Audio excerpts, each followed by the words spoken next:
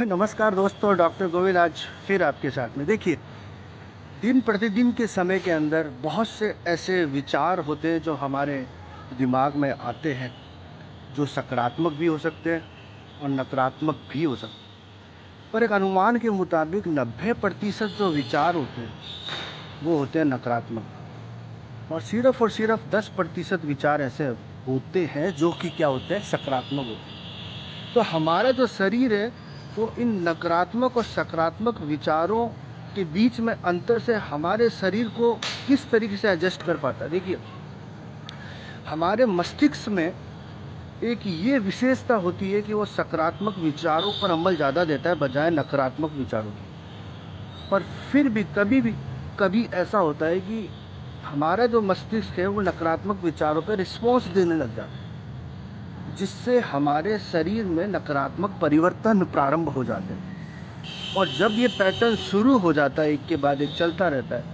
तो इसका खामियाजा प्रायः हमारे शरीर को भुगतना पड़ता है। तो इसका क्या इलाज है, बेसिकली मैं आपको बताना चाहता हूँ कि आपको कभी भी कोई भी विचार आपके दिमाग में आता है जो आपको लगता है कि वो नकारात्मक है, आप कोशिश कीजिए कि एक डायरी बनाइए। यदि कोई व्यक्ति आपके पास में नहीं है जिससे आप बात कर सकते हैं इस बारे में, जो आपको सजेस्ट कर सकता है, आप एक डायरी बनाइए और जो भी विचार आते हैं आपके मन के अंदर जो आपको परेशान कर रहे हैं, आप उन डायरी पे लिखिए।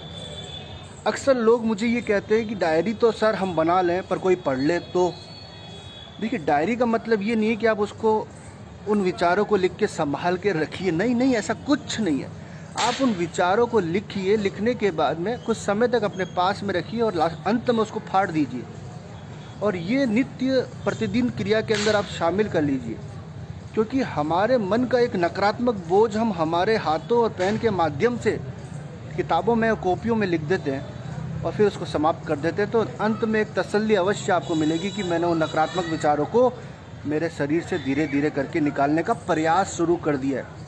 और यदि ये प्रयास आप निरंतर करते रहेंगे तो वो नकारात्मक विचार आपके शरीर पर हावी होने का प्रयास थोड़ा कम करेंगे और आपके शरीर को सकारात्मकता की ओर लेके जाएंगे। उम्मीद करता हूँ कि आप इस कार्य पे अमल करेंगे। बहुत बहुत धन्यवाद।